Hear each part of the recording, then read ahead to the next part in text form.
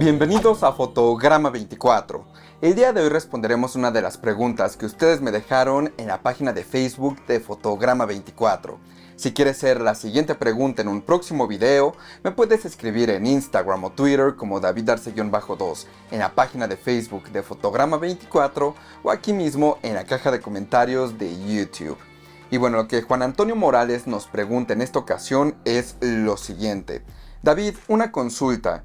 Yo deseo comprar un reproductor Blu-ray 4K y comentabas en tu video el Panasonic 820V, pero no tengo presupuesto para ese reproductor.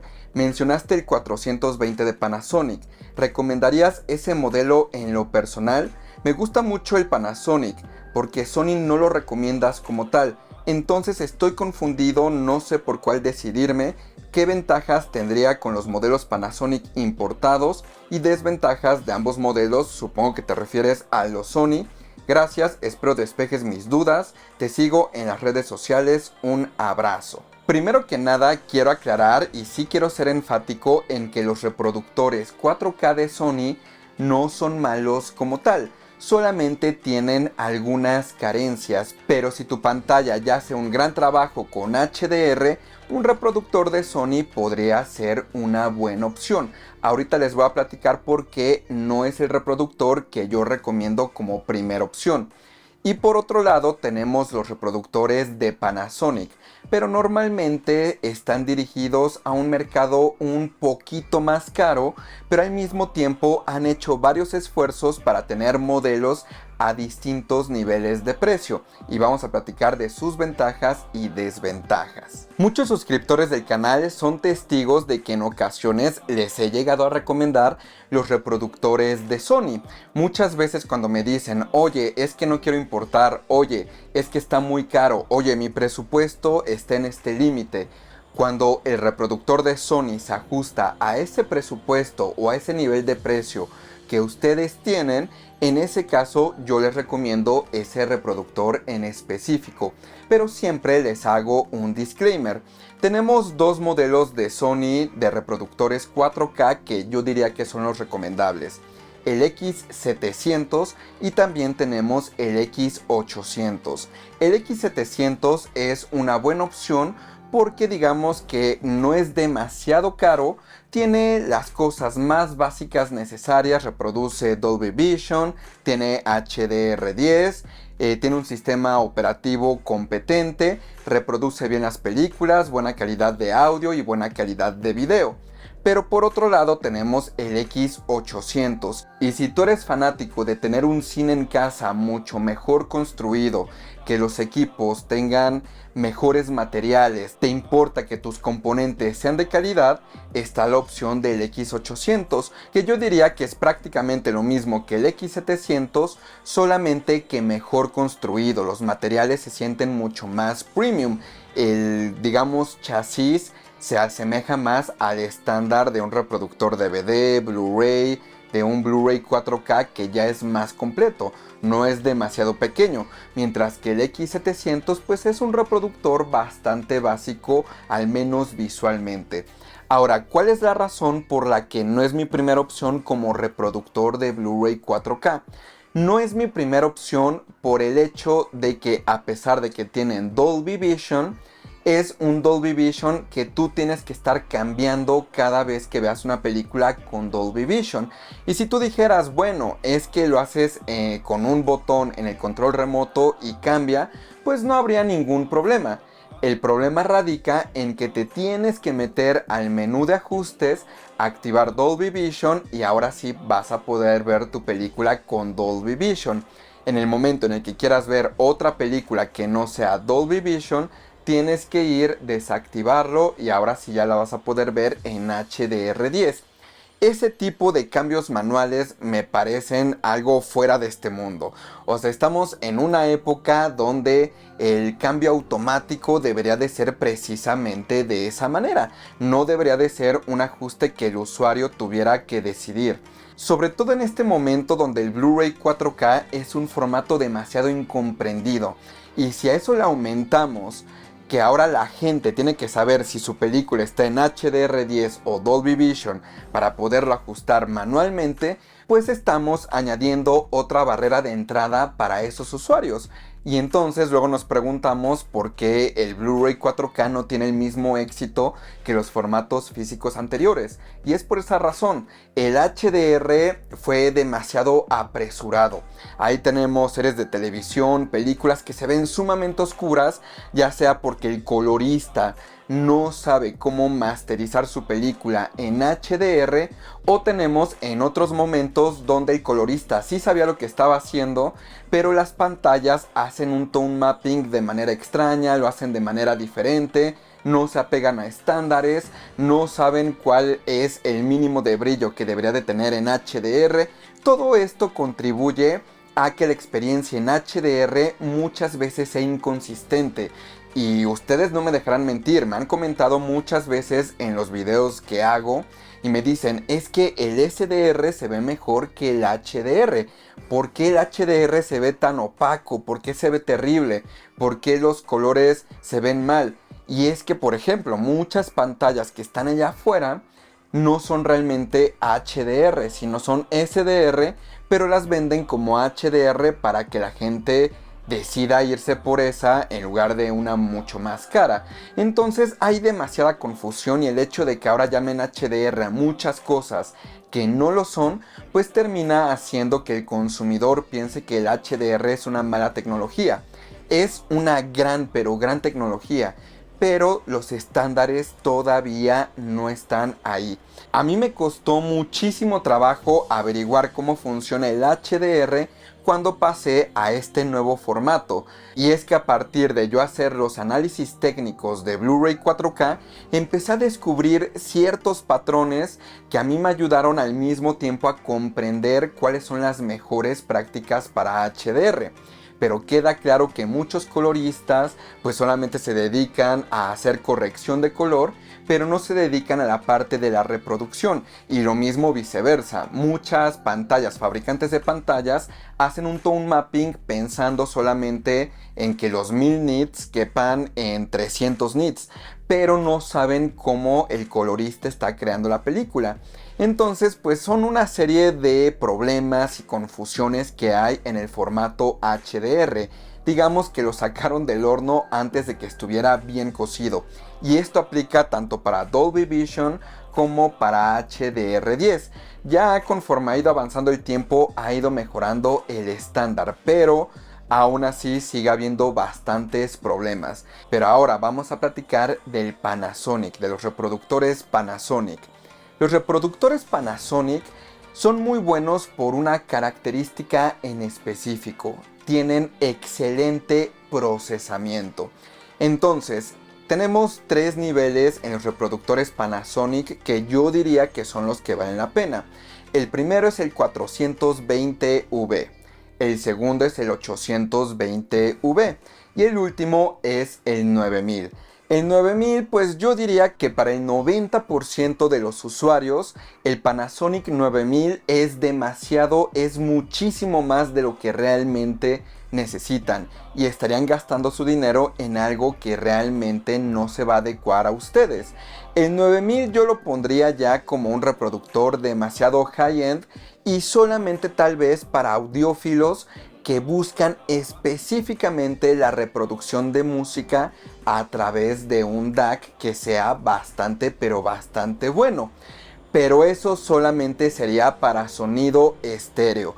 Digamos que el 9000 podría atacar dos mercados: el cine en casa, que es de ultra alto rendimiento cuando tienes proyectores, por ejemplo JVC, donde se comunican perfectamente con el reproductor 9000 de Panasonic, y entonces pueden crear un tone mapping específicamente para el proyector y la pantalla de proyección. Y el segundo escenario es para aquel audiófilo que va a utilizar el reproductor de Panasonic como un DAC y al mismo tiempo un transporte. En ese caso también se recomienda, pero únicamente para reproducción estéreo. Ahora, para ti y para mí, que somos fanáticos del cine en casa y que no tenemos un proyector JVC, en ese caso yo me iría por el 820V. porque el 820V tiene las mismas características que el 9000, excepto por la integración con JVC y el DAC interno que tiene para sacar el sonido a amplificadores externos. Fuera de eso tiene prácticamente lo mismo, tienen el mismo procesador, y ese es uno de los beneficios de los reproductores de Panasonic. El gran procesamiento que tienen los pone por arriba de cualquier reproductor Blu-ray 4K que hay allá afuera. Ahora, muchas pantallas, que era lo que les platicaba hace algunos momentos, que no se los estaba platicando en vano, muchas pantallas allá afuera no son realmente HDR, pero dicen ser HDR para pues simplemente vender pantallas y la gente diga, uy, aquí tengo una decisión entre una pantalla de 10,000 pesos y tengo una de 20,000, pero las dos son HDR, pues compro la más barata, la de 10,000, sin saber que la de 10,000 realmente no es HDR.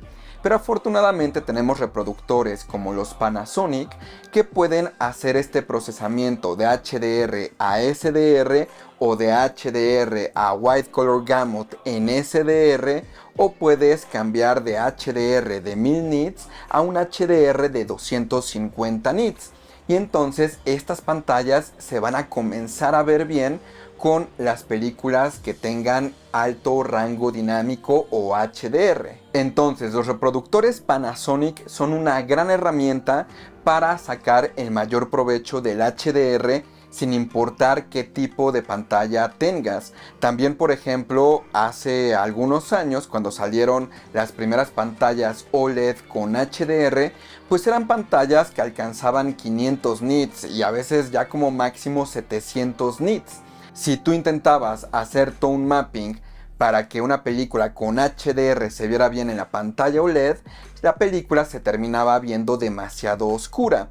Entonces Panasonic tiene diversas herramientas que te permiten ver perfectamente la imagen en HDR y hacer unos cuantos ajustes para que todavía se vea mejor. Entonces tenemos el 820V que te va a permitir reproducir tanto películas en HDR10 como Dolby Vision, y además lo mejor de todo es que el cambio es automático a diferencia de Sony.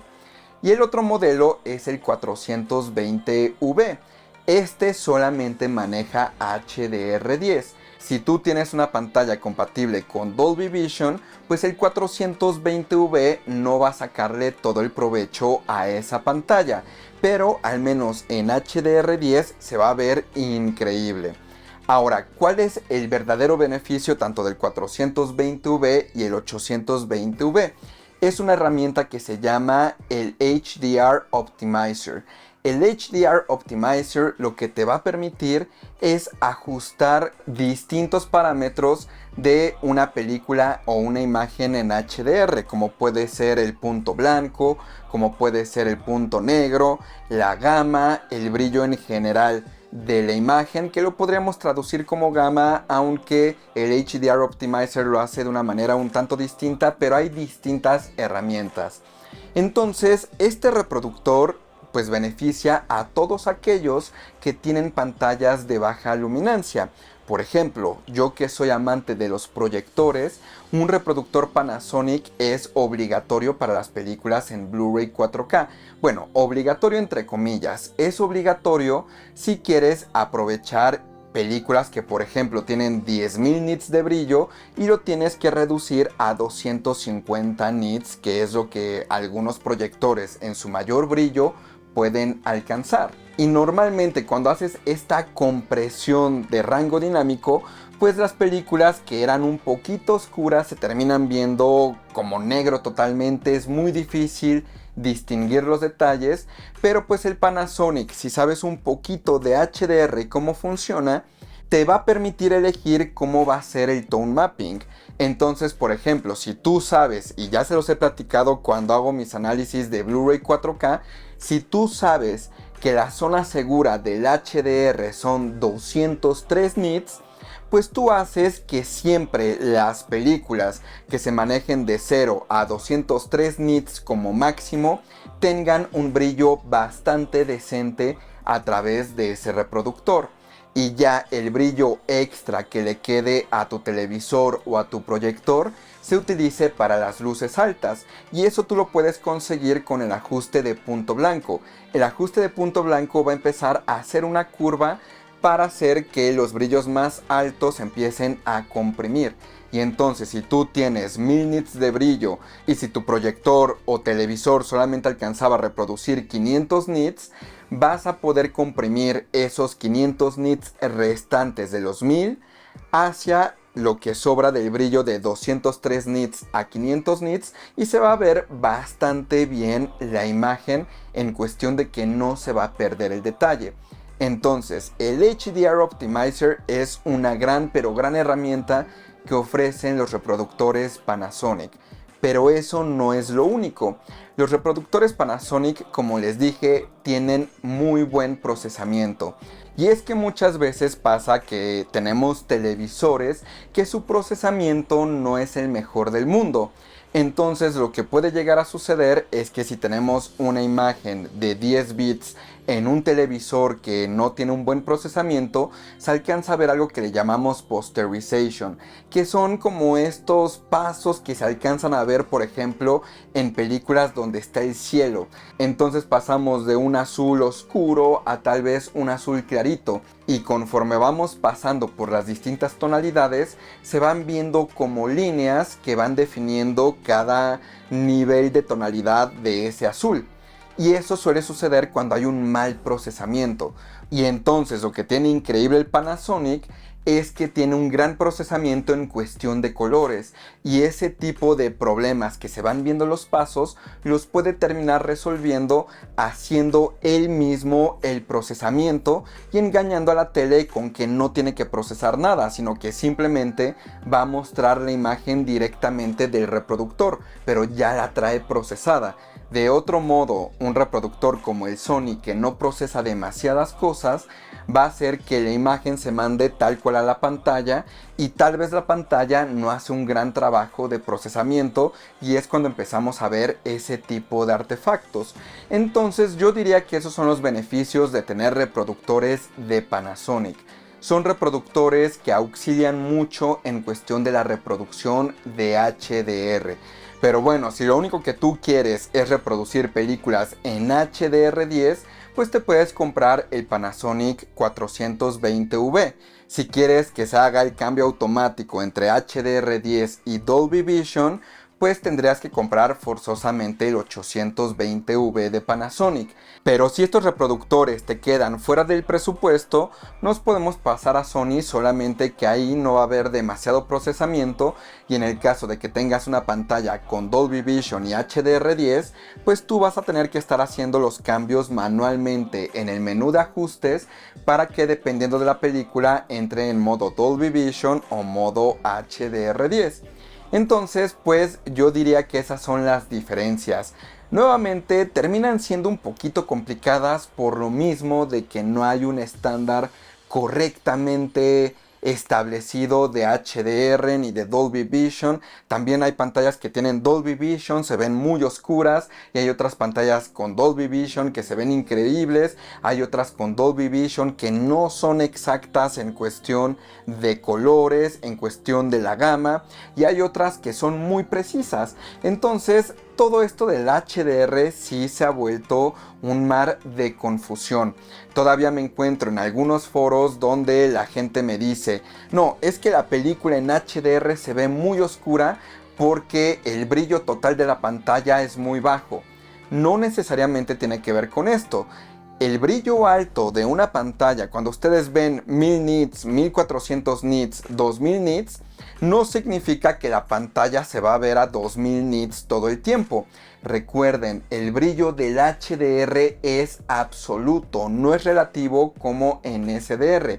El que sea absoluto significa que 200 nits se van a ver como 200 nits, ya sea en una pantalla que tenga solamente 700 nits o una pantalla que tenga 2000 nits. El peak brightness o el brillo pico no se va a manifestar en la parte baja de la imagen, en la parte oscura. ¿Por qué? Porque una pantalla de 2000 nits puede reproducir perfectamente 200 nits. Y la pantalla de 500-700 nits puede reproducir perfectamente 200 nits. por ese lado no hay ningún problema. Los problemas con el HDR vienen a partir de malas masterizaciones en cuestión de colores, en cuestión de exposición, o también pueden venir por parte de un mal procesamiento de la pantalla. Tal vez hay una pantalla que si tú tienes una película que alcanza 2000 nits y tu pantalla solamente alcanza 200 nits, lo que va a hacer es comprimir de igual manera esos 2000 nits y solamente que encajen en esos 200 nits. Eso sería un tone mapping muy terrible, y eso es lo que hacían las primeras pantallas con HDR, y por eso la imagen se veía demasiado oscura. Posteriormente ya están aprendiendo los manufactureros, los fabricantes, que 200 nits es algo que se tiene que ver claramente sí o sí, porque es el nivel perfecto de brillo para que las películas se vean correctamente. Los 200 nits deben de ser intocables. Los 200 nits tienen que ser capaces de mostrar la parte más oscura de la imagen y al mismo tiempo, digamos que un blanco difuso. Si una persona va con una hoja de papel paseándose por un día soleado en la película, esa hoja de papel debería de alcanzar 200 nits, y ahí es donde la pantalla debería de mantener intacta la imagen. Ya el brillo extra que tenga la pantalla ya se debería de utilizar para tal vez los brillos altos, el sol, una lámpara, los focos de la calle, cosas que realmente no importa si pierden detalle o no, pero de 200 nits hacia arriba es donde se debería de comenzar a hacer el tone mapping, no en la parte inferior. Afortunadamente, como les digo, cada vez más fabricantes van haciendo esto correctamente, pero los reproductores de Panasonic lo hicieron perfectamente desde el día 1. Entonces por eso son muy recomendables. Otros reproductores que lo hacían muy bien eran los reproductores de Oppo, que ahorita están carísimos porque ya no se fabrican. Pero bueno, espero con esto haber resuelto tu pregunta. Recuerden que me pueden escribir en Instagram o Twitter como davidarce-2, en la página de Facebook de Fotograma24 o aquí mismo en la caja de comentarios de YouTube. Soy David Arce y nos vemos la próxima.